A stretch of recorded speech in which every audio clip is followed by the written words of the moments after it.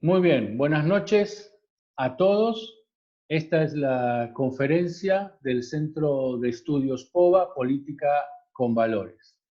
En esta noche tenemos la oportunidad de estar participando de este foro especial, de esta conferencia especial, con el tema Desafíos que la política, la libertad y la justicia presentan en la Argentina de hoy. Creo que todos estamos de acuerdo que estamos viviendo un tiempo por demás especial, no solamente por la cuestión de la pandemia, sino por todo el movimiento político que se genera alrededor, sin duda, de este acontecimiento histórico que está afectando al globo entero. Mi nombre es Marcelo Díaz, soy el director del Centro de Estudios POVA y para mí es un gusto darle la bienvenida no solamente a los participantes que tenemos en pantalla a través de la plataforma Zoom, sino a todos los que van a estar también viendo y compartiendo este video de este foro después a través de la grabación. Quiero presentarles a quienes van a ser, junto conmigo, dos de los expositores para esta noche. Doctor Daniel Di Paolo es oriundo de La Plata, él es abogado, especialista en el tema de mediación y es ahora el presidente del partido Valores para mi País en provincia de Buenos Aires. Daniel Di Paolo es creyente evangélico y desde su juventud ha ocupado roles importantes de liderazgo a nivel juvenil, a nivel nacional, y tiene una tarea y una experiencia bien significativa en justamente en temas de liderazgo y además a partir de su profesión. Daniel fue precandidato a diputado nacional en las últimas elecciones aquí en la República Argentina. El siguiente expositor es el doctor Orlando Stefanov, oriundo de la ciudad de Roque Sáenz Peña, Chaco. El doctor Stefanov es especialista en temas de familia, fue juez subrogante en la justicia federal y un activo militante pro vida, no solamente conocido en su provincia, en el Chaco, sino en todo el país a través de conferencias y en una gestión como profesional de las leyes, abogado por la vida, realmente sobresaliente. También ha participado de varios congresos internacionales y es miembro del Congreso Iberoamericano por la Vida y la Familia. Mi nombre es Marcelo Díaz, como dije, yo soy politólogo, soy el director del Centro POVA, estoy trabajando en la conducción nacional del partido Valores y además estamos trabajando como analista político y participando de varias organizaciones internacionales, especializándonos en análisis político internacional. Para nosotros tres es un gusto poder participar de esta conferencia y brindar un aporte a este momento en el pensamiento, en la reflexión sobre la realidad política de nuestro país. Así que, sin más y hechas las presentaciones, le doy paso al doctor Di Paolo. Él va a estar enfocando estos desafíos de la política de hoy desde la perspectiva de la libertad. Doctor Di Paolo, buenas noches y gracias por estar entre nosotros.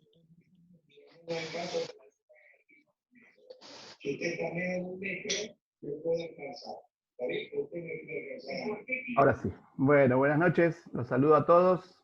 Es un placer compartir este tiempo con algunos que ya son queridos amigos y el resto los saludo y espero que podamos tener un tiempo que pueda resultarles fructífero a ustedes y también en la expectativa de que vamos a compartir en el tiempo de preguntas sus impresiones y realmente en este desafío que se nos presenta, lo primero que noté en el título que Marcelo nos proponía, cuando nos habla de desafíos que la Argentina de hoy presenta, en este caso que me toca a mí disertar con respecto a la libertad, veía que lo primero que tenemos que definir qué significan los desafíos que hoy nos presenta la Argentina, porque podríamos considerar este hoy como una realidad muy específica de este tiempo de cuarentena, que sin duda es una situación excepcional y que desde el punto de vista jurídico de las libertades individuales nos daría mucha tela para cortar.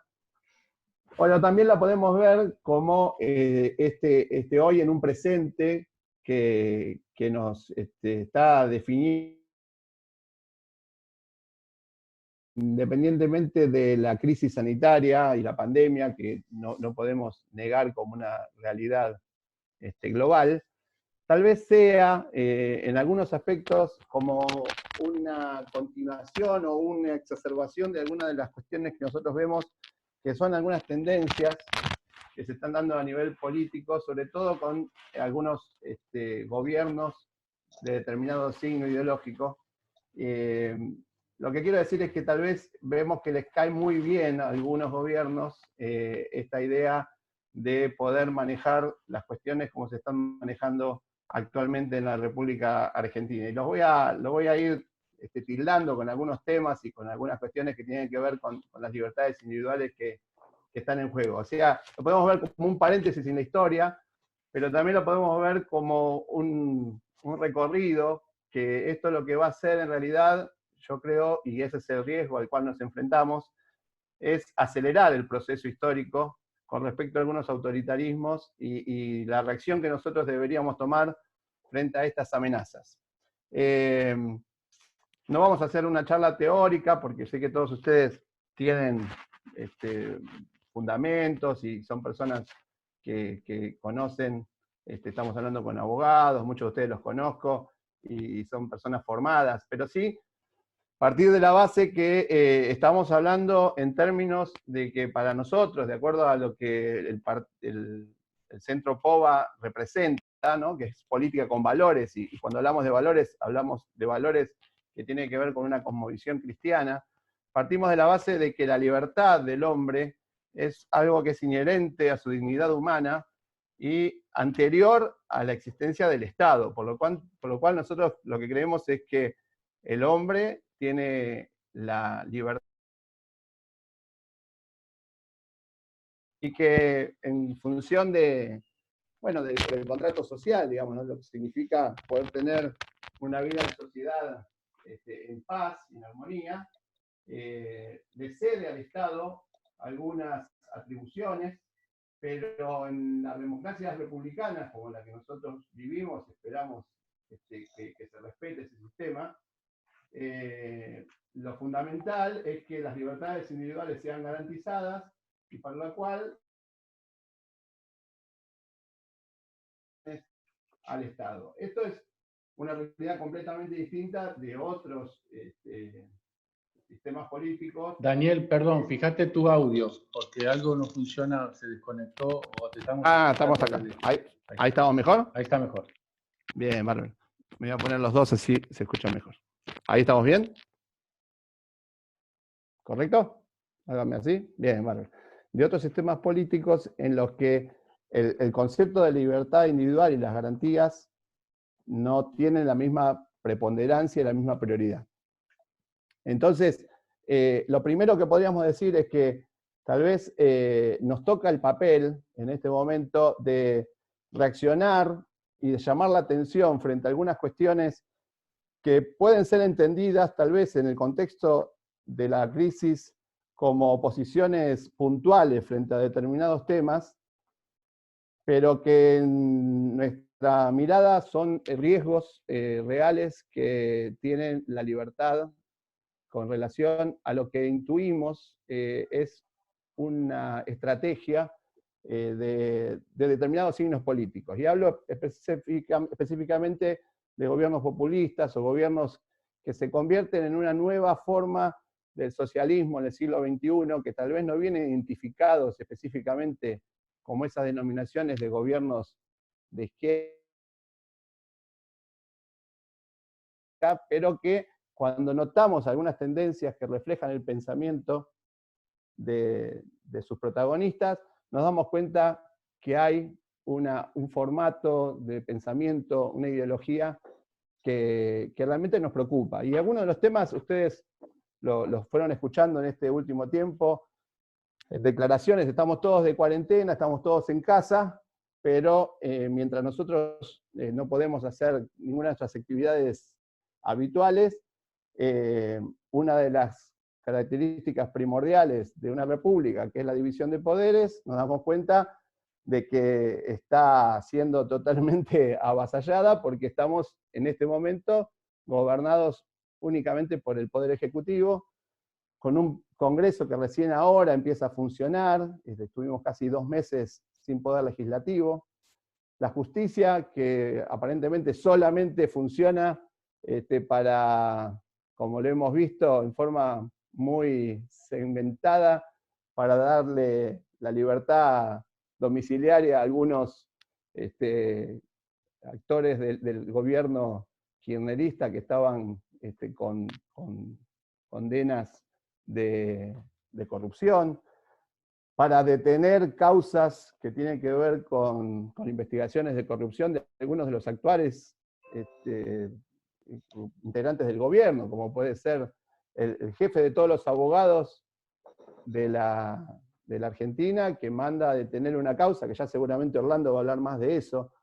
Y en el medio, por ejemplo, una diputada que, sin ponerse colorada, expresa que las empresas a las cuales el Estado, digamos, asistió en el contexto del impedimento de trabajar, o sea que un empresario que no puede trabajar porque está prohibida su actividad y se encuentra con que tiene que pagar salarios y recibe ayuda estatal, ahora, sin ningún miramiento, considera que lo que debería pasar es que el Estado se quede con parte de esas empresas, en lo que entendemos es realmente lo que se considera que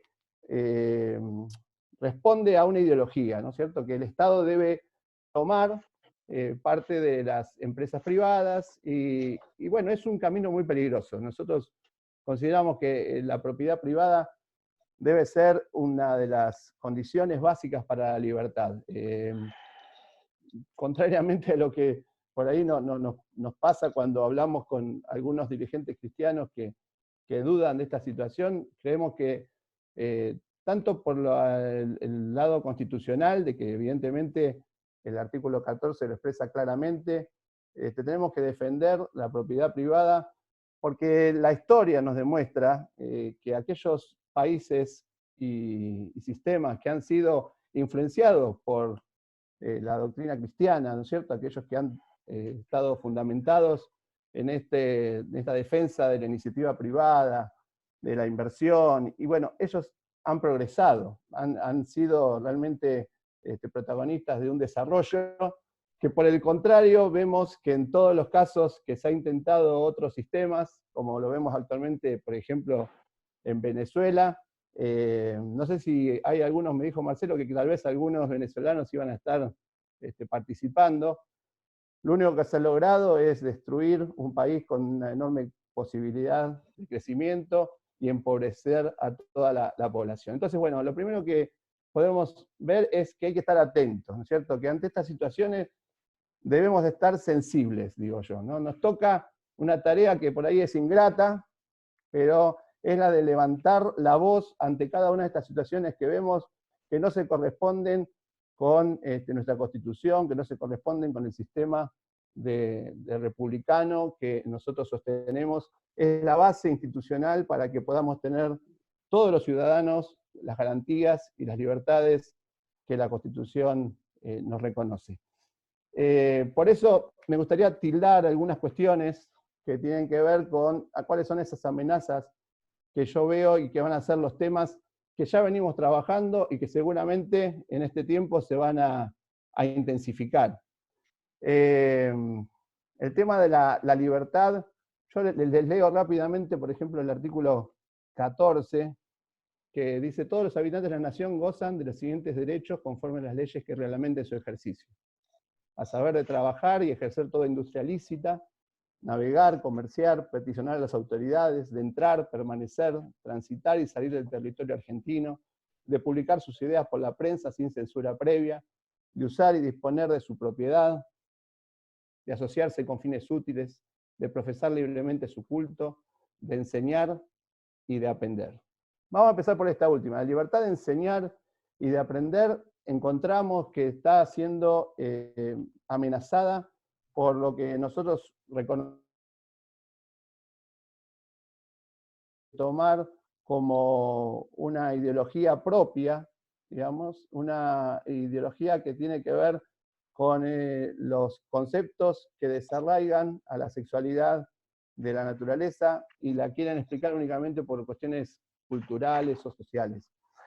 Lo que nosotros denominamos ideología de género, en algunos otros casos perspectiva de género, quiere decir el gobierno en algunos casos, se convierte en una amenaza a la libertad en ¿no? Nosotros sabemos que esto es una estrategia que a partir de organizaciones transnacionales como la ONU o la OEA, sé que algunos de los que están acá han participado de algunas de las reuniones de la OEA defendiendo nuestra libertad para poder expresar nuestras ideas sin ningún tipo de limitaciones. Bueno, esconden estas cuestiones, amenazas a la libertad a través de que los estados determinan cuestiones ideológicas presionando a través de estos organismos supranacionales para su implementación. La ideología de género en realidad no sería tan problemática si fueran solamente las ideas de un grupo de personas que, atraídas por estas concepciones, las sostienen para sí. El problema que tenemos es cuando son los estados los que las adoptan como verdad absoluta e intentan imponerla desde la educación, ¿cierto? A través de la ESI, a través de los programas de educación sexual integral, que tiene, reconocemos, una buena motivación, podríamos decir, porque en realidad estaríamos de acuerdo con que todo funcionario se especialice en ser sensible ante las cuestiones de la violencia, llamamos doméstica, a mí me gusta más llamar la violencia doméstica, porque ¿no es cierto? La violencia de género a veces solamente se refiere en este caso a una violencia muy específica, pero bueno, a todo lo que tiene que ver con la protección, que lo que sabemos y reconocemos es una necesidad ante una epidemia de violencia machista que reconocemos que existe y que es necesario que el Estado la atienda. Pero cuando la ESI o la ley Micaela se utilizan para tratar de bajar una línea ideológica en la que todos los ciudadanos tienen que aceptar esos conceptos que están reñidos muchas veces con las propias convicciones, con las valoraciones personales o de los padres con respecto a la educación de sus hijos, fundamental que no se la puede negar a ningún padre la posibilidad de decidir qué tipo de educación va a recibir su hijo, y mucho más en términos de lo que significa los valores morales, las cuestiones que tienen que ver con la sexualidad o con la familia, que son tan íntimas, ¿no es cierto? Y que tienen que ver con la posibilidad de que los padres puedan enseñarle y transmitirle a los hijos sus propios valores. Esas situaciones que se dan son una gran de los ciudadanos que se sienten impedidos de ejercer alguna objeción, ¿no es cierto? Nosotros recibimos permanentemente los temores de los padres con respecto a la situación, o de los docentes que se sienten amenazados o presionados para dar este tipo de contenidos sin ninguna posibilidad de disenso. Nos obligan a tener actitudes o expresar cuestiones que evidentemente para nosotros son anticientíficas, como, bueno, hace poco veía las imágenes que en los medios figuraba como un gran avance que un hombre había tenido un parto acuático, no sé si pudieron ver las imágenes, y uno pareciera que si no las repite queda fuera de la concepción que el Estado toma como una verdad. Así Daniel, que bueno, en este aspecto, tenés sí, 5 minutos. vamos rápido. Así que bueno, en este tema vemos un gran riesgo y estamos trabajando para eso. Pero no solamente eso, sino que también hay situaciones como las que se dan respecto de los sistemas de control.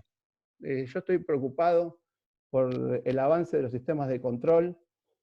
Tenemos claro que ante la promesa de mayor seguridad hemos concedido algunas cuestiones que no nos dejan de hacernos perder cierta intimidad, pero me parece que vamos a estar muy atentos en este tiempo que viene con respecto a todo lo que tenga que ver con aplicaciones que afecten el derecho a la intimidad. La geolocalización permanente de los ciudadanos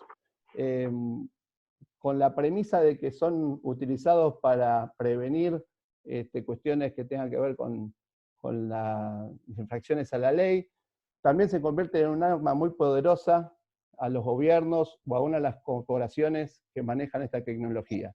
Y pueden ser utilizadas como funcionan en otros sistemas para impedir que ciudadanos puedan ejercer su libertad de expresión, por ejemplo, porque vemos que ante la realización de un legajo personal de las personas, en cuanto a que tengan absolutamente todo controlado, cruzando los datos de las cuestiones de las redes sociales o de otros sistemas de control, puede ser que, como pasa en China, por ejemplo, se atribuyen a determinadas personas las posibilidades de ejercer actividades bancarias o de acceder al crédito, solamente apretando un botón y una persona queda fuera de esos sistemas.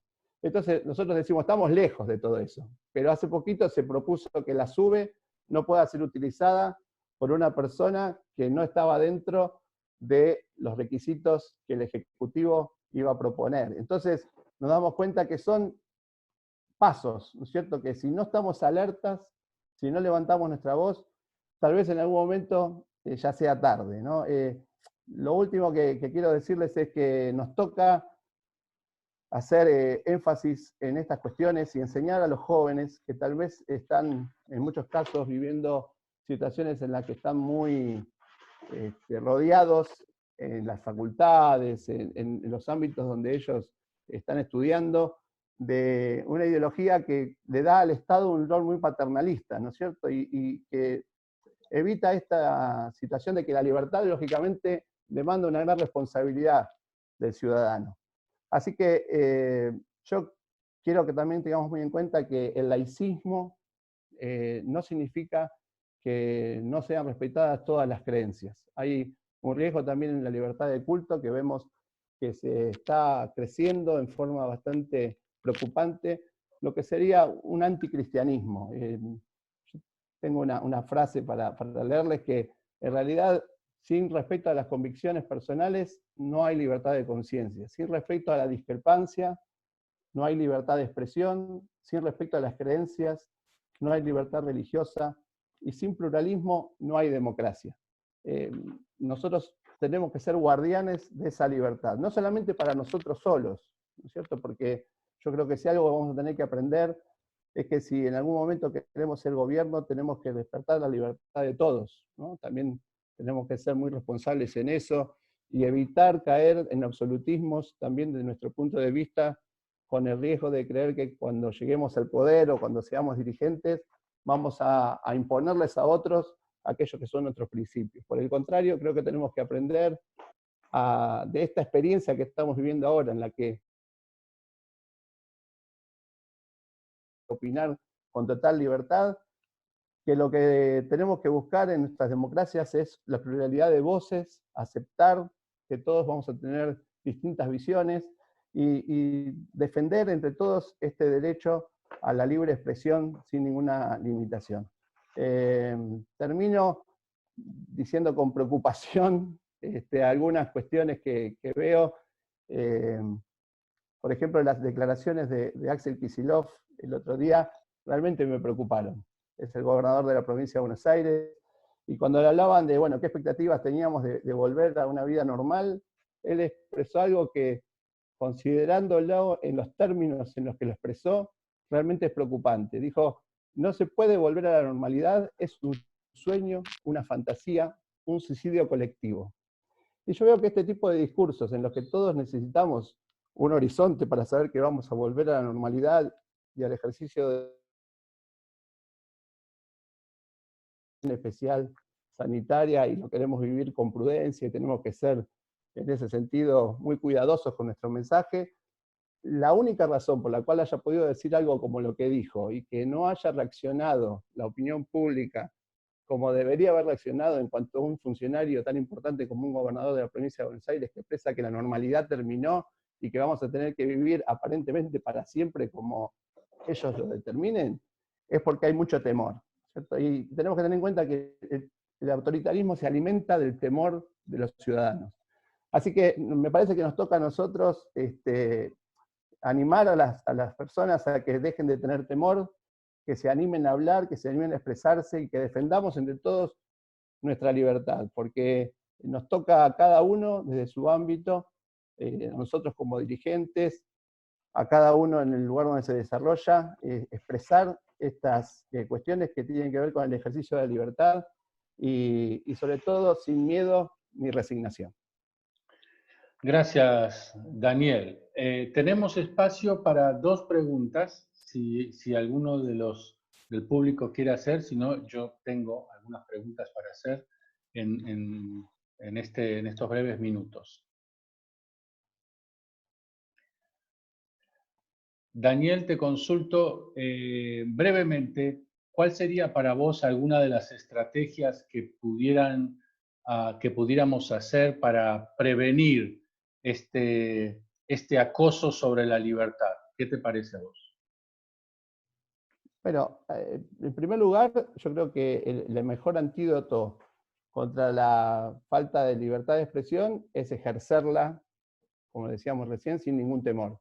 A mí me parece que cada uno de nosotros, en el ámbito donde se mueve, hay un espacio poderoso hoy en día que tiene que ver con las redes sociales, que aunque a nosotros nos parezca que es una gota en el océano, lo que por un lado es un riesgo porque depende de qué tratamiento se haga con esa información, también por el otro lado es una oportunidad, porque hoy con los sistemas de Big Data se cruzan todos esos datos y se constituye en un elemento político importante en nuestra opinión personal. Digamos, un hashtag que empieza a tener una cantidad importante de publicaciones, por ejemplo, si hay aborto yo salgo, que hemos expresado muchos, es sin duda un elemento que es considerado por el poder cuando llega la hora de tomar una decisión. Y más allá de la decisión personal de cada uno, yo creo que es una forma de ejercer la democracia en forma concreta en resguardo de nuestras libertades. Así que la primera sería esa. Moverse no. Perdón si hay interrupción ahí. La segunda, yo creo que somos formadores, cada uno en el lugar donde está. Y eso es una segunda cosa que podemos hacer, es formar para la libertad, formar para que las personas que están alrededor nuestro, los jóvenes, empiecen a crecer con un pensamiento crítico, ¿no? Me gustan, yo tenía otra frase acá que me gusta escribirlas, yo soy una persona que dice frases mías, digamos, me autocito, pero me gusta pensar algunas frases para ponerlas como conceptos claros. Por ejemplo, la educación que nosotros queremos para nuestros jóvenes tiene que ser una educación que promueva el pensamiento crítico, no el pensamiento único, porque eso sí es adoctrinamiento. Entonces, pensar que una educación laica no es la que te dice qué es lo que hay que pensar. Eso es su ideología. Una educación laica respeta todas las creencias y ejercer esa libertad va a hacer que, sin duda, el entorno reaccione. Y yo veo que lo que mucho está pasando hoy en día es que cuando un valiente se anima a levantar la voz en un entorno hostil, esto pasa mucho en las facultades, hay una presión tan grande para evitar que, por ejemplo, nuestra posición pro vida, en ambientes, sobre todo en las universidades que tienen que ver con humanidades, ¿no? Yo tengo uno de mis hijos en psicología. Hay una presión tan grande frente al que opina distinto de lo que se supone que es la corrección política de hoy en día, que cuando uno levanta la voz, son muchos los que en forma silenciosa estaban de acuerdo con esa postura, pero que no se animan a hacerlo. Así que me parece que esa es una de las cosas que podemos hacer a nivel personal. Y por supuesto a nivel político, bueno, mucho más, ¿no? Otra pregunta más, y te pido brevedad en la respuesta, pero es muy importante. Gloria Tello pregunta qué herramientas tenemos en este momento en relación al panorama que vos estás presentando, ya que en este momento, al no estar funcionando la división de poderes, estamos como en un estado de sitio encubierto, ¿no? Entonces, sí. ¿Qué respuesta podés decir a esto? Yo creo que la cuarentena en un primer momento, a mí me preguntaron si era constitucional y yo creo que en la situación en la que fue tomada, evidentemente, todos sabemos que en este tipo de cuestiones hay ya lo vamos a preguntar más a Orlando de esto, ¿no? Que habla del tema de justicia, pero hay un guiño político con respecto a que seguramente la Corte la estaba avalando. El tema es la duración de esta medida, ¿no? Porque por definición una medida excepcional tiene que tener un plazo determinado y la extensión que está tomando realmente, y sobre todo la clase de prohibiciones que hay, aún de reunirse en familia y todo ese tipo de cosas, se parecen mucho en estado de sitio. Yo coincido con lo que dice Gloria. Y creo que lo que habría que hacer es empezar a generar forzar algunas decisiones judiciales. No van a ser fáciles, pero bueno, a través tal vez de amparos o a través de forzar alguna resolución judicial que empiece a hacer el camino de que algunas cuestiones que son realmente muy arbitrarias en las decisiones que se han tomado, porque algunas actividades están funcionando sin ningún inconveniente y otras han sido vedadas, prácticamente que podrían implementarse de la misma manera, teniendo en cuenta las previsiones sanitarias. Entonces, yo creo que una de las medidas a hacer, bueno, ya Orlando va a dar su expresión, es obligar a algunos casos judiciales. Desde el punto de vista político, me parece que tiene que la oposición en algún momento empezar a manifestarse de una forma mucho más firme. Se ven algunas voces, se escuchan nada más, pero en esta situación que te ponen la vida frente a la muerte, es como que a muchos les cuesta pagar el precio de salir a proteger a los trabajadores, los que tienen que producir, las empresas que están al borde de la desaparición. Entonces, bueno, oposición va a tener que tomar un poco más de protagonismo y pagar el precio porque la República lo va a necesitar. Gracias, Daniel. Excelente. Doctor Stefanov, usted tiene sus 20 minutos. Yo le voy a recordar cuando falten 5 y después vamos a dar a un primer espacio de preguntas. Así que te escuchamos, Orlando. Tienes que habilitar tu micrófono. Hola, ¿está habilitado, Marcelo? Sí, señor, te escuchamos perfectamente. Sí. Buenas noches a todos. Es un privilegio estar contactados con muchísima gente.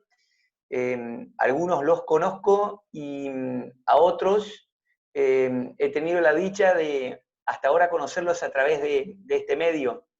Lo felicito al doctor Daniel por su brillante, clara exposición vertida, que como abogado me ha quitado, o entró parece que en el chip mío, y me ha quitado mucho de los conceptos que había apuntado y que pensaba expresarlo, pero esto hace bien porque significa que lo que estamos hablando está todo engarzado, está engarzado la libertad, obviamente con la justicia, con la política, con todo. A mí me toca hablar brevemente de los ojos vendados, de la balanza y de la espada.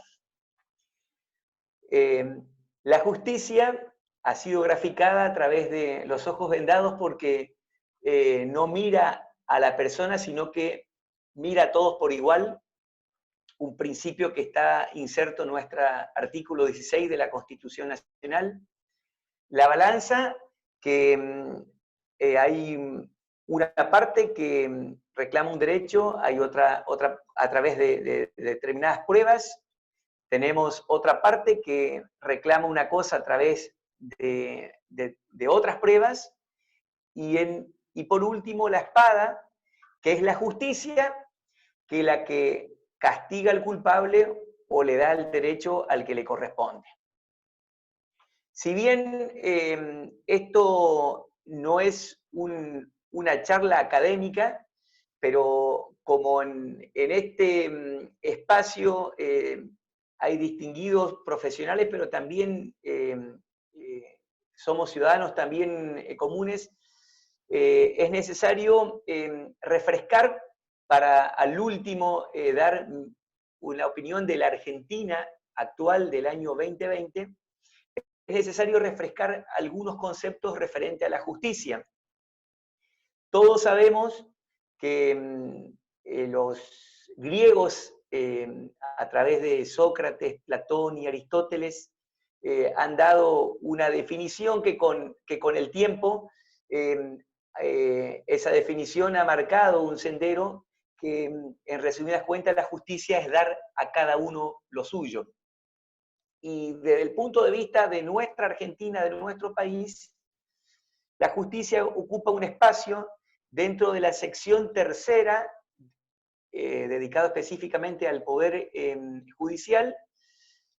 Entre los artículos 108 al 119, la Constitución se refiere a lo que es específicamente el Poder Judicial. Justamente sabemos, es algo elemental, pero es necesario, recién el doctor Daniel explicó claramente la división de poderes. Existen otros dos poderes, que son el Poder Legislativo y el Poder Ejecutivo, que es darle diferentes competencias estatales a estos diversos órganos, y la justicia tiene como fin el control recíproco y la organización de estos tres poderes. Es decir, que el poder es uno solo, pero sus funciones se reparten. Es decir, que cada poder tiene una función que no es tampoco exclusiva y excluyente, y el doctor Di Paolo ya dio un bocadillo para, por ejemplo, decir que el poder ejecutivo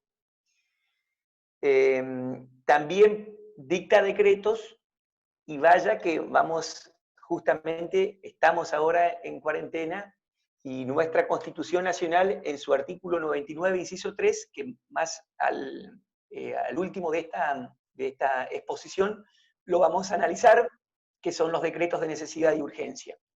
Pero en concreto, para que fijemos conceptos claros, ¿qué función tiene la justicia?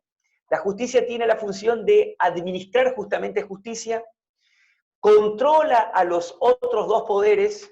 Estos conceptos tiene que fijar el ciudadano común, y nosotros que muchos de los que estamos aquí en este foro somos formadores de opinión de otros jóvenes que quizás están en este foro, tenemos que marcar esto, que el Poder Judicial controla a los dos poderes para que no se abusen de sus facultades, perjudicando a los particulares, y también el Poder Judicial tiene una función que se autocontrola. Otra de las funciones que tiene el Poder Judicial es eliminar la justicia por mano propia, que esto ya es un principio que viene desde la antigüedad y lo marca la propia Biblia, cuando hablaba de la ley del talión, del ojo por ojo, del diente por diente. Bueno, las funciones de la justicia es eliminar todo esto. Otra de las grandes funciones que tiene el Poder Judicial es controlar que se cumpla la Constitución, el famoso artículo 18 de la Constitución Nacional, que nos habla de la jurisdicción, y obviamente no solamente que se cumpla la Constitución, sino que también todas las otras leyes inferiores.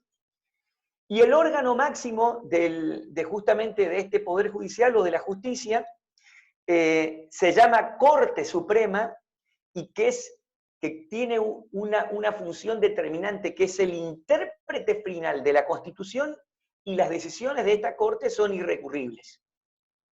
Pero tenemos que marcar que cada provincia tiene también su propio poder provincial, según el artículo 121 de la Constitución Nacional, y que a su vez en las provincias coexisten dos sistemas judiciales, el ordinario o el provincial y el poder federal. Y también marcar que en las provincias, entonces, cada órgano judicial tiene su competencia en razón de la materia, en razón de las personas, en razón de las cosas y del lugar.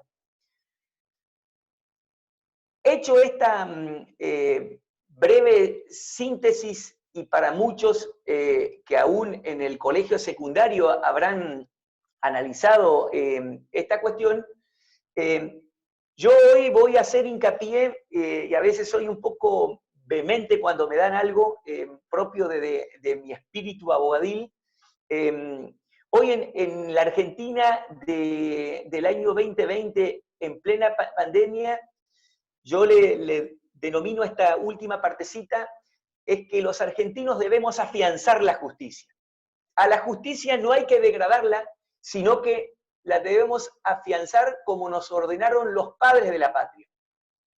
Los congresales de 1853 se reunieron en el Congreso General Constituyente y tuvieron un objeto, que es el mismo de este año 2020, que es constituir la Unión Nacional, que es afianzar justamente la justicia y promover muchas cosas, entre ellas el bienestar general de los argentinos, asegurar los beneficios que acaba de hablar Daniel, los beneficios de la libertad. No solamente fue escrita por Juan Bautista Alberdi para la situación allá de la Argentina que estaba en el 1853, sino que justamente la Constitución es derecho positivo vigente. La Constitución es ahora para nosotros y para nuestra posteridad y para todos los hombres del mundo que quieran habitar este sagrado suelo argentino bendito, tan rico, tan abierto. Pero para cumplir con este objeto propuesto, desde 1853 que le han dado a nuestra Constitución a tres poderes al Ejecutivo, al Poder Legislativo y al Judicial le han dado casi el 70% de lo que establece nuestra Constitución Nacional, el formato de lo que es el procedimiento. Y lo primero que prescribe nuestra Constitución es la forma republicana de gobierno. Y ahí quiero empezar a dar detalles de ciertas cosas. República viene de la palabra res, que significa cosa pública, es decir, que la Argentina es de todos, es una cosa pública. Y la división de poderes y el sistema representativo, por lo tanto democrático, que surge del propio artículo primero de la Constitución, dispone determinadas modalidades establecidas en dos artículos fundamentales. Uno lo acaba de leer Daniel y de expresar lo que es el artículo 14, que es uno de los artículos más ricos que tiene la Constitución, porque habla que todos los habitantes, no dice todos los ciudadanos argentinos, dice todos los habitantes gozan de los siguientes derechos conforme a las leyes que reglamentan su ejercicio. Y muchos de esos derechos hoy no lo estamos ejerciendo por esta pandemia, que lo vamos a analizar, como dije, un poquito más adelante.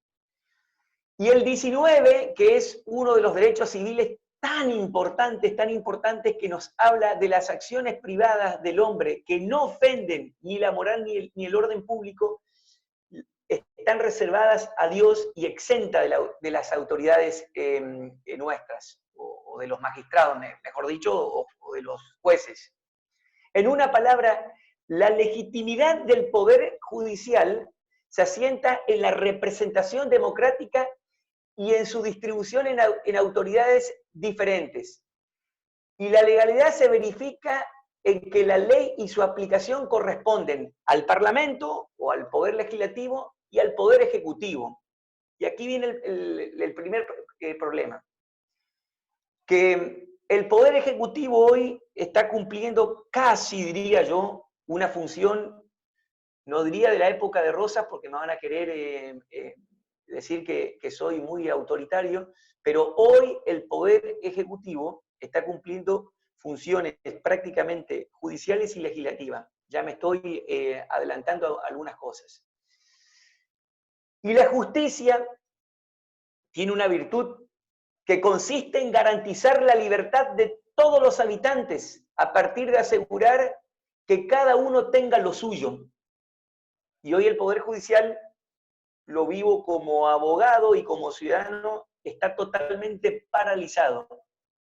En mi provincia, en la provincia del Chaco, tanto la justicia federal como la justicia ordinaria está totalmente parada. Es más, tenemos suspensión de términos hasta el día 26 y se habla que ahora del 26 otra vez van a prorrogar hasta el 9 de junio.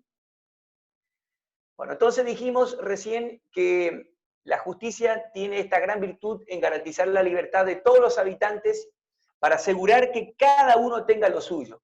Para ello, el Estado de Derecho exige que se observen los principios generales que son anteriores al Estado mismo, por ser la génesis de ellos, lo que recién habló Daniel, que hay un Estado preexistente, que lo hablaban muchos, de lo que denominaban el ius naturalismo, es decir, un derecho natural previo a este poder judicial.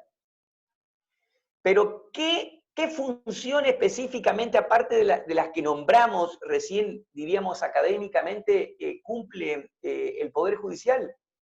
Es que la dinámica social exige un arbitraje, y ahí está. Para doña Rosa, que está escuchándonos, hasta ella misma sabe que un juez es como un árbitro de un partido de fútbol. Tanto que a los argentinos nos apasiona el deporte, el fútbol, sabe que hay 11 jugadores más 11 jugadores en la cancha, y hay otra persona vestida con otra ropa distinta a ellos dos, y ese es el árbitro. Entonces, la dinámica social exige un arbitraje continuo.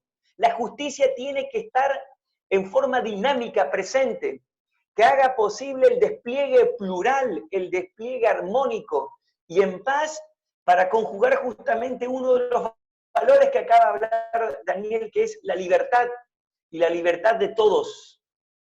El pueblo delega en el gobierno el poder que dicha tarea requiere, y nuestra Constitución Nacional prescribe las atribuciones y los procedimientos por los cuales se deben causar.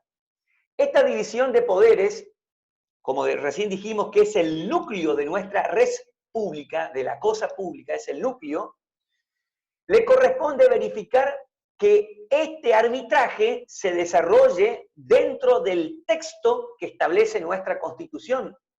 Entonces, se trata de determinar si el ejercicio del poder en todas sus manifestaciones se lleva a cabo sin violar los principios generales que se sintetizan en esta ley suprema. Entonces, tenemos que decir que este Poder Judicial configura este estadio que da un orden social, por lo cual el Poder Judicial es objeto de respeto y consideración, porque afecta a cada uno de los que entienden que su libertad, por ejemplo, no ha sido respetada, y que toda la sociedad, por su intermedio, evita que cada uno haga justicia por mano propia, lo que hoy dijimos. Justamente evita la ley del talión. Esa es la función primordial o indispensable para la defensa de los derechos de las personas, que se concreta por medio de la tarea de los jueces y de nosotros los que somos abogados, que somos los auxiliares de la justicia, y que hoy no podemos tampoco llevar este servicio que es esencial, porque uno de los artículos, que es el artículo 14, que es el derecho a trabajar también, hoy a través del 23, inciso 3, que es, lo voy a leer para no equivocarme en algún punto, y coma, dice que el poder ejecutivo puede tener algunas funciones legislativas. Participa en la formación de leyes con arreglo a la Constitución, los promulga y lo hace promulgar. Pero el Poder Ejecutivo en ningún caso, bajo pena de nulidad absoluta e insanable, puede emitir disposiciones de carácter legislativo.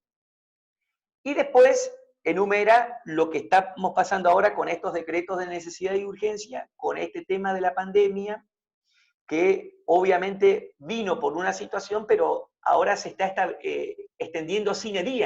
Es decir, no se le está poniendo, cada 14 días lo están estirando, lo están estirando, lo están estirando. Entonces, solamente cuando circunstancias excepcionales hicieran imposible seguir los trámites ordinarios previstos por esta Constitución para la sanción de las leyes, y que no se trate de normas que regulen materia ni penal, ni tributaria, electoral, o el régimen de los partidos políticos, podrá dictarse estos decretos por razones de necesidad y urgencia.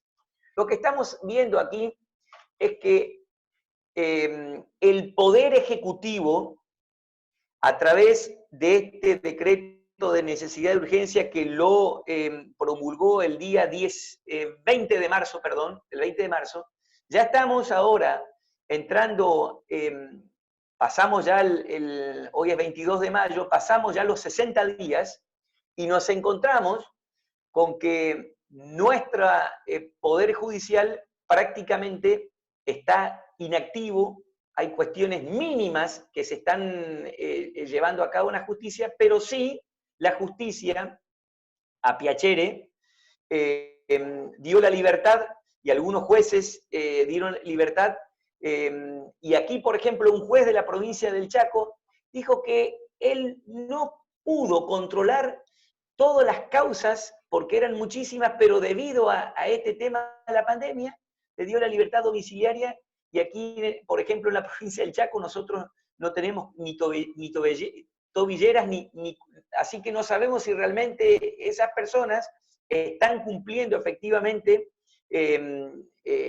su pena en el domicilio. O es increíble realmente la intromisión del poder, en este caso ejecutivo, dentro del poder judicial, y ni que hablar del poder legislativo a nivel nacional, que un poco se está moviendo, pero en las provincias, por ejemplo, el poder legislativo tiene actividad nula, actividad cero.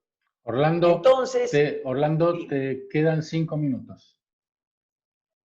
Bien. Entonces, la justicia es indispensable para la defensa de los derechos de las personas, que se concreta, dijimos, a través de la función de los jueces nombrados a través del artículo 18 de la Constitución, de un juez natural, con el auxilio de nosotros los abogados. ¿Para qué? No solamente para que se diga que la justicia, con ligereza se habla de que la justicia es la famosa puerta giratoria, sino que debe cumplir la justicia un rol muy importante: solucionar los conflictos sociales. Y hoy por hoy, entonces, se trata de no tomar las cuestiones sin lo que el artículo 18 nos marca claramente, de analizar esos ojos vendados que tiene la justicia, y analizar y no mirar a quién se lo está juzgando. Si se lo juzga a una persona que es del poder, y cómo se lo juzga, o se lo juzga a otra persona que no es del poder y que porque hurtó una gallina, a ese sí se lo va a condenar. Yo para ir concluyendo, Marcelo, quiero expresar lo siguiente, una frase que dijo hoy Daniel, de que él tenía frases propias. Bueno, yo en este caso copié una frase. Digo algo, que los ciudadanos hoy tenemos que asumir una actitud cívica y radical. No estoy hablando del partido de la Unión Cívica Radical, sino que una actitud de patriotismo, y exigir a través de las redes sociales, exigir a través de presentaciones de amparos colectivos, algunos jueces, de que se reactive nuestro sistema de justicia, que se reactive la actividad también legislativa, porque no podemos permitir que leyes tan importantes como mandó el presidente de la Nación para su tratamiento, o la tiene en carpeta como el aborto, se la quiera tratar a través de un Zoom como estamos haciendo nosotros, y con un debate que digan ¿estás a favor o en contra de la interrupción del embarazo, o mejor dicho, del aborto, como marca la Constitución, y que uno levante la mano y que diga sí, no, y que nos cocinen hablando vulgarmente, y que se viole realmente el sistema republicano de gobierno? yo digo lo siguiente, citando a Alfredo Zitarrosa, que donde falta el pan, sobran los decretos. Dejo picando para que los que están escuchando interpreten esto. Donde falta el pan, sobran los decretos. Marcelo, la frase no es mía, es de Alfredo Zitarrosa. Y que la justicia, con esto termino, Marcelo, la justicia es una vaca que pasta en el campo de la democracia. Muy bien. Muy gauchesca tu finalización, Orlando, extraordinario. Tengo dos preguntas ya que nos han acercado y te pido, Orlando, que las puedas responder con brevedad. La primera está sobre un supuesto, ¿cómo hacer para cumplir el artículo 18 de la Constitución cuando, en este supuesto, el gobierno tiene ya un proyecto para modificar la Constitución de la Corte, su número, o colocar gente afín a su ideología, intenciones, etcétera? ¿Qué te parece a vos frente a ese panorama que tiene mucho de político, obviamente? ¿Cómo hacer para cumplir o para forzar el cumplimiento del artículo 18 de la Constitución? Y a los ciudadanos lo que nos toca es ir justamente a abrir otros jueces que marcan realmente y defienden la Constitución y hacer presentaciones, porque hay un procedimiento para modificar la Constitución. Ese procedimiento está marcado y se requiere una mayoría absoluta. Entonces, mi modesta respuesta es que así nomás no se puede modificar la Constitución porque si no se estaría violando la propia Constitución. Y para eso se pueden interponer ante jueces de cualquier instancia medidas judiciales, amparos, tratando de evitar esas modificaciones porque son también violatorias de pactos internacionales. Está bien. Y Verónica te pregunta, Orlando, si vos considerás que hoy sería necesaria una reforma en la justicia argentina. Yo pienso que no, teniendo en cuenta que justamente la política tiene una influencia terrible en la justicia hoy por hoy, lo estamos viendo, el ciudadano común lo está viendo. Estamos hablando con mucha objetividad. En tiempos como estos, mi mirada es una mirada como ciudadano y como abogado, y considero que nuestra constitución es una de las mejores constituciones que tenemos del mundo, y no porque uno es argentino, porque siempre el argentino tiene el mote de que tiene todo lo mejor. Vos sabés, Marcelo, que anduviste por muchos países y siempre dicen eso. Para mí no es el tiempo de modificar, sino que de hacer cumplir justamente la Constitución. Pero no hace falta modificar la Constitución. Es una opinión personal. Interesante. Bueno, muchas gracias, Orlando. Quiero entonces tomarme mi tiempo ahora. Yo quiero hacer mi presentación respecto de política y estuve realmente pensando por qué lado encararla y resolví hacerlo porque hay muchas formas de hablar de este tema. Resolví hacerlo desde la siguiente premisa. Los cambios de la política lo hacen las personas. Entonces, según las personas que seamos, va a ser la política que vamos a hacer. El cambio que nosotros entendemos, creo que la mayoría de los que estamos aquí, debería haber en cuanto a la política o la forma de hacer política, estoy absolutamente convencido, va a depender del tipo de persona que seamos y de la visión o de las intenciones que tengamos al hacer política. La definición de política dice que es la ciencia de la organización del gobierno y de las sociedades humanas. ¿Sí? Es la ciencia que estudia cómo se organiza el gobierno, es la ciencia que estudia la actividad de los que gobiernan y el efecto de esas actividades, obviamente, sobre los ciudadanos o sobre las sociedades. Así que, desde esa premisa de que esta ciencia estudia cómo se organiza el gobierno y que estudia las actividades de este gobierno, quiero compartirle con ustedes algunos puntos que espero sean interesantes para ustedes como lo fueron para mí, en términos de qué política podemos dar, qué aporte podemos dar, pero teniendo en claro que la política que hagamos no va a depender solamente de una posición ideológica, sino que básicamente el impacto va a ser realizado respecto de cuáles son nuestras intenciones, de por qué hacemos política, cuál es nuestro fundamento para meternos en este campo.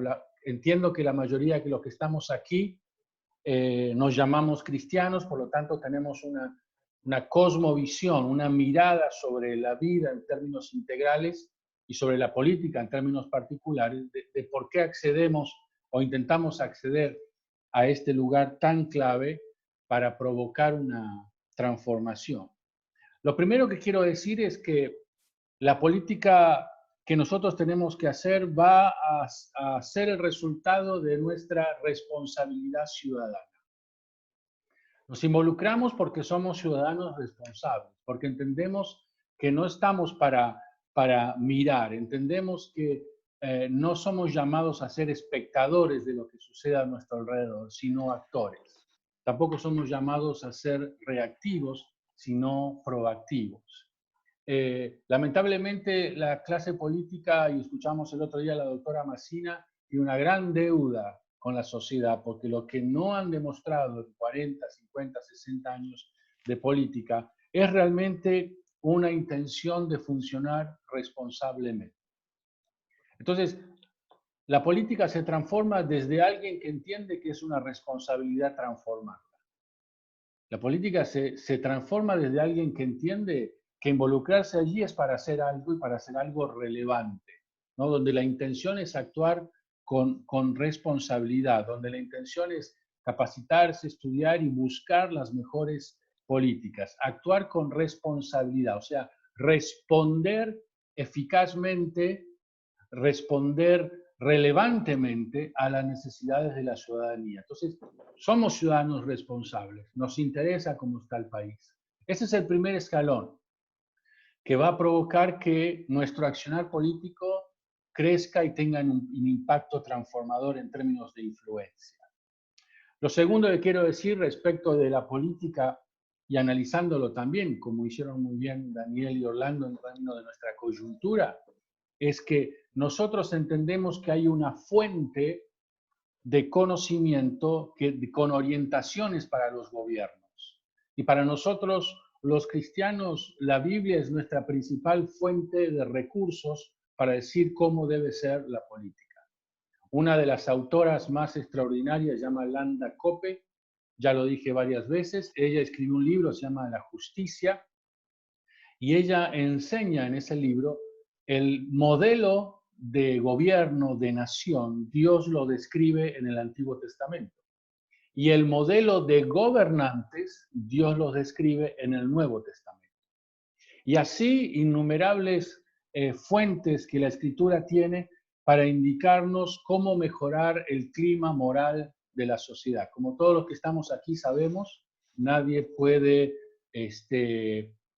transformar si no ha sido transformado, y nuestra influencia no va a estar cimentada profundamente por nuestro conocimiento intelectual o por nuestras capacidades, sino realmente por nuestro carácter y por nuestra integridad. Frente al vacío moral del sistema político argentino, nosotros somos llamados y desafiados a tomar desde la Escritura y de la sabiduría perfecta de Dios orientaciones para cómo hacer una política diferente. Lo tercero que quiero decir es que nos involucramos en la política para hacer una política diferente porque sabemos que el silencio también genera resultados, que la apatía y la indiferencia pueden provocar resultados morales, políticos realmente devastadores para el país, ¿no? O sea, entendemos que mirar y no hacer nada, entendemos que callar frente a la injusticia, entendemos que hacerse el distraído frente a las cuestiones que están mal, también tiene consecuencias. también tiene consecuencias, porque nuestro silencio autoriza a los que están haciendo cosas a que las sigan haciendo, ¿no? Escuchábamos hace un rato, ¿no? De distintas formas en que nosotros podemos interpelar al Estado frente a situaciones o actos de gobierno que consideramos que no corresponde. Lamentablemente este gobierno ha entendido que la pandemia le ha dado un cheque en blanco para hacer con el Estado lo que quiera y nos está privando del funcionamiento de la República como tal. Las instituciones están en crisis y cada vez más el gobierno actual acapara para sí el ejercicio del poder de las tres funciones, como bien nos explicaban recién Daniel y Orlando. Si nosotros no decimos nada, también estamos provocando o podemos llegar a provocar un resultado devastador en nuestro país. Hacemos política también y provocamos una transformación porque entendemos profundamente un gran sentido de mayordomía, de servicio. Nosotros entendemos que el meternos a hacer política es para servir y no para ser servidos. Entendemos que es para procurar realmente el bien común de la ciudadanía y no para enriquecernos. Y eso para nosotros debe ser una de las características principales. Nos involucramos para poder servir mejor al otro. Nos involucramos para tomar las herramientas que siendo gobierno el Estado nos permite administrar, los recursos del Estado, para servir a la ciudadanía y mejorar la dignidad, el estilo de vida, etcétera, de los habitantes de nuestro país. O sea, nosotros entendemos un profundo sentido de mayordomía, de servicio, entendemos esto de amar al prójimo como a uno mismo. Entonces, la idea de nosotros involucrados en política debe pasar exclusivamente por un deseo de que el otro esté mejor. El ejercicio del poder, desde nuestra concepción, es que utilizo el poder que el Estado me da para lograr propender actos de gobierno que provoquen que la ciudadanía esté mejor. Mayordomía, servicio. Nos involucramos también, o podríamos involucrarnos en política y de esa forma hacer una política diferente, porque nosotros entendemos que no podemos dividir la vida en dos sectores éticos diferentes. No existe, desde nuestra cosmovisión escritural, la visión de tenemos una parte de vida secular o una parte de vida religiosa o espiritual. Para nosotros hay una sola vida para caminar. Y todos los elementos que están a nuestro alrededor conforman o influyen en nuestra vida. Entonces entendemos que aún desde la más profunda espiritualidad, cualquiera sean los roles que tenemos aquí, nuestra espiritualidad puede incidir sin ninguna duda en el campo de la política. Entendemos que hay una sola ética para vivir. Entendemos que nuestras palabras deben estar respaldadas por nuestras acciones y nuestras acciones están para corroborar nuestras palabras. Para nosotros, la política argentina sin duda necesita un baño de valores, un baño de moral, pero también un baño de gestión. Hemos dicho ya hace años que cuando nosotros nos involucramos en política no es para ser conocidos por nuestra evangelización, sino por nuestra capacidad de gestión. Por eso es que las buenas intenciones están buenas, pero no son suficientes. Hay tres pilares que deben sostener nuestra acción política para lograr una transformación realmente profunda. Desde nuestra cosmovisión, por supuesto, la espiritualidad, porque entendemos que la espiritualidad es el valor primordial, principal y fundante de todos los actos de nuestra vida. Número dos, nuestra integridad, porque entendemos que la integridad, que nuestras palabras coincidan con nuestras acciones, en esta falta aberrante de valores de la clase política, entendemos, como dice la Escritura, que los íntegros brillan en medio de la oscuridad. Por lo tanto, la integridad debe ser algo cuidado como nuestro más grande tesoro. Tenemos que estar dispuestos a que las personas discutan el 100% de nuestras ideas. Les tenemos que dar el derecho de que discutan el 100% de nuestras ideas. Pero no tenemos que permitir que nadie ponga en tela de juicio nuestra integridad. Alguien puede discutir nuestras ideas, pero nadie debería tener nada que decir respecto de nuestra integridad. Entonces nos acercamos a la política desde la espiritualidad, desde la integridad. Y tercero, también nos acercamos para una política transformadora desde nuestra capacidad. Meterse en política es nadar entre tiburones. Y la idea es que mientras estés nadando ahí, bueno, posiblemente ligues algún mordiscón, pero sepas nadar lo suficientemente rápido para evitar que te coman. Y esto tiene que ver con la gestión, esto tiene que ver con las capacidades y esto tiene que ver con el enfoque dentro del campo del accionar político. Entonces, a veces decimos, qué bueno sería, el país debería ser transformado en esto, en esto. Yo y todos nos tenemos que preguntar, bueno, ¿cuál sería efectivamente mi aporte? Por ejemplo, ¿en cuál de los tres poderes dentro del sistema republicano, cuál de los tres poderes me parece a mí que yo puedo influenciar y generar una transformación? Ustedes saben que en el campo de la educación, en el mundo entero, ya hace unos cuantos años, el título de grado es apenas el primer escalón. En cualquier empresa seria hoy, cuando va alguien a una entrevista laboral, el entrevistador va a mirar tu título de grado solamente como un mero, como una mera parte de la entrevista, pero donde va a fijar sus ojos y prestar atención va a ser en tu especialidad. Porque el mundo cada vez es más complejo y por eso cada vez más necesitamos más especialistas. La especialización es lo que realmente abre puertas en el mundo del mercado. Y yo creo que también es el que abre puertas en el mundo de la participación política. Si tuviéramos que hablar de lo mismo en un dicho más popular, ninguno puede patear el córner y cabecear a la vez, ¿cierto? Sos muy bueno pateando córners o sos muy bueno cabeceando, pero indudablemente las dos cosas a la vez no se pueden hacer. Si relacionamos eso con la política o con nuestra pretensión de hacer política, lo cierto es que también debemos indagar en cuanto a nuestros intereses, en cuanto a nuestras capacidades, también podríamos decir en cuanto a nuestro llamado, a nuestro gusto en el buen sentido de la palabra, en cuál área del campo de la política yo voy a intentar ejercer la mayor influencia transformadora.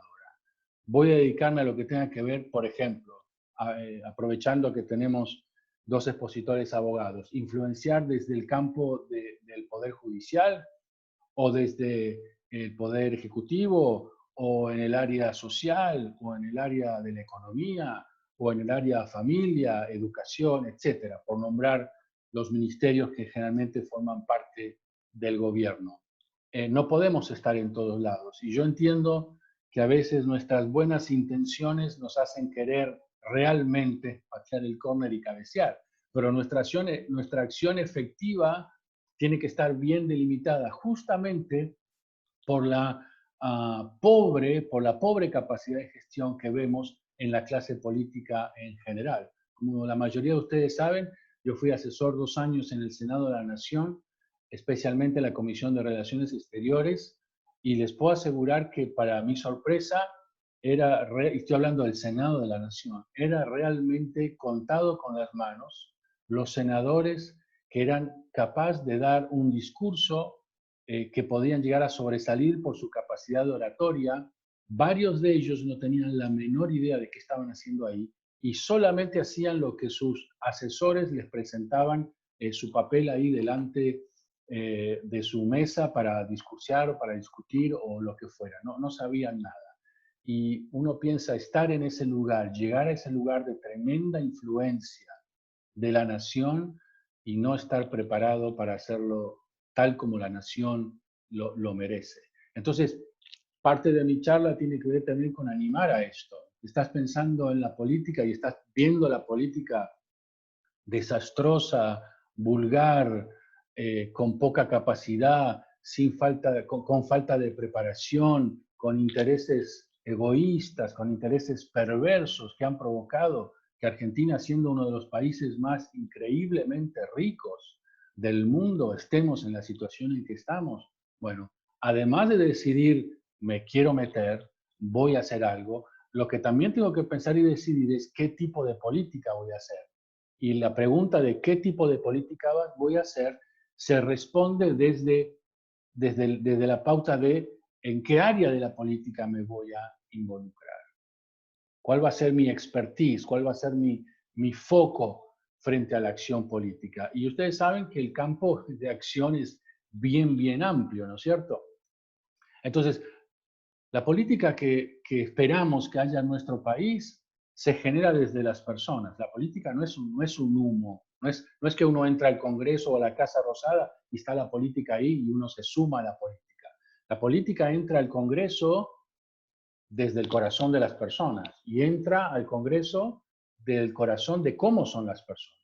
Las personas entran a hacer política con lo que tienen en su corazón y con lo que tienen en su mente. Cuando vos entras a la Casa Rosada, no está la señora política sentada ahí en el sillón de Rivadavia. No, vos entrás a la Rosada con tu perspectiva, tu opinión, tus intereses, tus intenciones acerca de qué tipo de política voy a hacer. Bueno, eso no nos excluye a nosotros, queridos. Nosotros también. Nosotros vamos a la política y tenemos que redefinir nuestros intereses. Tenemos que redefinir hasta qué nivel vamos a estar comprometidos para hacer política. ¿Estamos dispuestos a la oposición? ¿Estamos dispuestos a las contradicciones de hacer política? ¿Estamos dispuestos a las traiciones por hacer política? ¿Estamos dispuestos a pagar el precio? ¿Estamos dispuestos a poner dinero? Es una gran pregunta que también tenemos que hacernos si queremos meternos en política. ¿De qué forma, mientras nos involucramos, vamos a prepararnos conforme, vuelvo a decir por cuarta vez, porque para mí es definitorio respecto de la calidad que queremos presentar como una alternativa a nuestro país para que la situación pueda cambiar de aquí a unos años por delante? ¿En qué campo de acción yo voy a operar políticamente? Y una vez definido eso, voy a hacer todo lo posible, voy a buscar todos los recursos, las mejores capacitaciones, etcétera, de tal forma que voy a estar listo para que cuando tenga la oportunidad, lo que yo presente sea extraordinario, excelente, sea relevante. Por supuesto, sea criticado, objetable, mejorable. Estamos de este lado de la eternidad, así que todo lo que podemos hacer tiene que tener la capacidad de ser mejorado por otros, por supuesto. Si no, seríamos orgullosos y pretender que uno tiene todas las respuestas y nadie las tiene, solamente Dios. Pero en cuanto dependa de nosotros, estar listos para presentar, y cuando sea la oportunidad, yo me involucro en este campo de acción y me preparé de esta forma y tengo estos planes, estas ideas, estas definiciones, este equipo que también está dispuesto a acompañarme en esta gestión.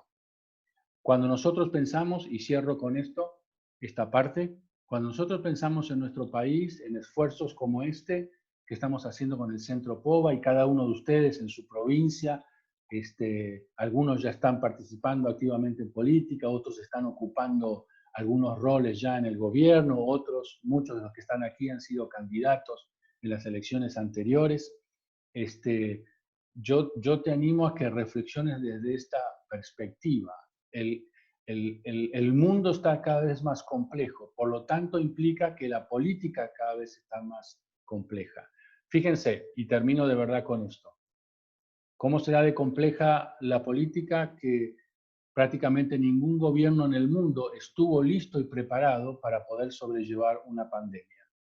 Y lo cierto es que en los primeros tiempos lo que estamos viendo es realmente una gran improvisación y un mal uso de los recursos. Y como los intereses no son santos, sino que son egoístas, algunos gobiernos, como el nuestro, según mi opinión personal, aprovechan la pandemia para acaparar más poder y destruir la república que tanto ha costado por años construir.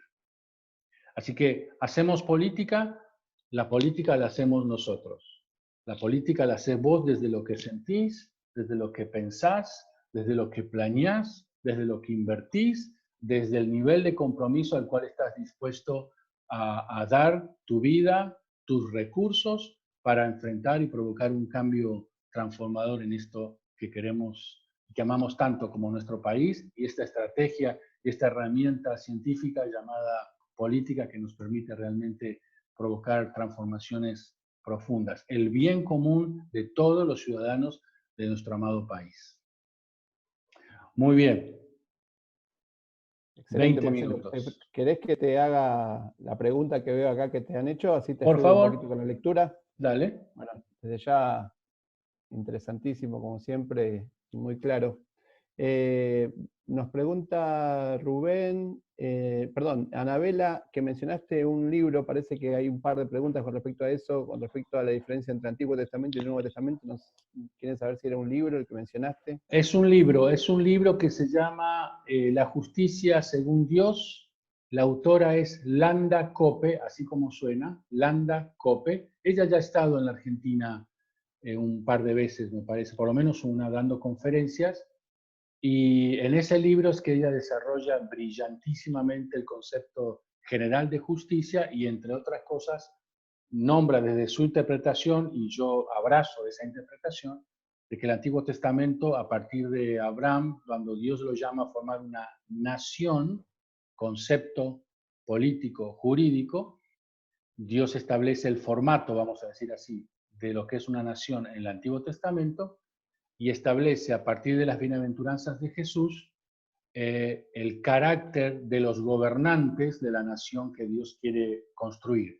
En términos estrictos eso se aplica a Israel, pero por supuesto los cristianos entendemos que Israel no solamente es una nación de Oriente, sino que es un símbolo de la nación en términos macro que Dios quiere crear en términos del establecimiento del reino de Dios. Perfecto. Y te hacemos otra pregunta que nos la hace Gabriela Aparicio. ¿Qué pasa con los personalismos? Los cristianos también somos influidos dentro del mundo de la política con personalismo. Bueno, sin duda que sí, querida doctora amiga, el de los personalismos. La ciencia política le llama a lo que, por ejemplo, los gobiernos populistas generalmente tienen la tendencia. Nosotros tenemos el sistema presidencialista, ¿no es cierto? La ciencia política define las últimas tendencias de los gobiernos populistas latinoamericanos, lo define con el hiperpresidencialismo. El hiperpresidencialismo es el presidencialismo exacerbado. O sea, dentro de los límites legales del ejercer de la presidencia existen conductas que hacen que ese presidencialismo, esa capacidad del presidente de ejercer sus funciones y la máxima autoridad, crezcan al límite de lo constitucional, diríamos hoy. Por ejemplo, nadie en América Latina tiene alguna duda, es mi apreciación, acerca de que alguien pudiera pretender que vuelva a un gobierno militar o un gobierno de facto. Esa es una discusión prácticamente terminada en América Latina. Entonces la pregunta no es eso. Todos ya hablan de democracia, está claro, ya hace unos cuantos años. Pero la pregunta, uno dice, bueno, entonces, ¿cómo tenemos gobiernos como Venezuela o lo que fue Ecuador o lo que fue Uruguay mucho tiempo con el Frente Amplio, ni hablar de Bolivia con Evo Morales, ese tipo de gobiernos dictatoriales, pero dentro de aún del sistema democrático? Lo que pasa es que la pregunta cambió. La pregunta que hoy se hace es, ¿qué tipo de democracias tenés? Entonces, dentro de qué tipo de democracias tenés, también se consideran las democracias autoritarias, donde ahí entraría esto que vos estás mencionando del personalismo. El personalismo es un problema de todos los seres humanos y eso incluye a los cristianos, esta incapacidad de dominar los egos, ¿no? Que bueno, necesitamos más discipulado y más dependencia. Tal vez te uno, Marcelo, esta pregunta para que te refieras por ahí más a lo que es la política entre los protagonistas actuales de la política cristiana y la que hizo Ricardo con respecto a, dice, cómo formamos un espacio, partido, movimiento que cobije a las personas que quieren transformar el país desde los principios y valores que defendemos. Yo creo que, voy a decir lo que no hay que hacer primero, desde mi opinión, por supuesto, siempre. Yo no creo que haya que formar un partido confesional. La ciencia política y la historia de la política latinoamericana dicen que los partidos confesionales no funcionan. No funcionó la democracia cristiana sostenida por la Iglesia Católica en su momento, ni cualquier otra expresión política. Ojo, quizás bien intencionada, pero lo cierto es que lo confesional te pone unos límites muy cortos para tu accionar político, porque siempre vas a estar dependiendo y defendiendo lo confesional, sobre todo en los temas más ríspidos de la acción política. Sí creo que hay que agrupar a todos los hombres y mujeres de buena voluntad que quieran habitar el suelo argentino en una formalización de una expresión política que considere los valores cristianos como fundamentales dentro de su plataforma o de su ideología. Entonces, ahí podemos encontrar una forma, una estrategia de que, por ejemplo, los valores que tienen que ver con la honestidad, con la integridad, con el bien común, con el respeto a la propiedad privada, a la libertad de expresión, bueno, etcétera. Factores o puntos que están en la Constitución Nacional y que, como ustedes saben, tienen una profunda influencia desde el cristianismo. Yo creo que un partido que quiera presentarse como alternativa dentro de nuestro contexto debería tener en su formulación más primaria estos valores que nosotros consideramos indispensables, la defensa de la vida, desde la concepción, etc. Bueno, muy bien. La hora ha avanzado y queremos terminar nuestra conferencia. Queremos darle muchas gracias a todos por su participación, gracias por estar a esta hora, por supuesto, gracias Daniel por tu exposición extraordinaria, gracias Orlando por tu exposición también sin desperdicio y esperamos que esta mirada que hemos intentado compartir con todos ustedes haya contribuido a esto de pensar en la política, de reflexionar sobre estos valores tan fundamentales como es libertad, justicia, y a reflexionar también sobre desde dónde yo poder hacer política, nosotros podamos hacer política. Así que me despido de ustedes. Gracias por esta noche. Gracias Daniel, gracias Orlando, gracias a todos. Y esta conferencia va a estar grabada y vamos a pasarla a YouTube y después vamos a ofrecer el enlace desde las redes para que los que la consideren útil lo puedan utilizar sin ningún problema. Así que muchas gracias a todos, buenas noches y que el Señor les bendiga.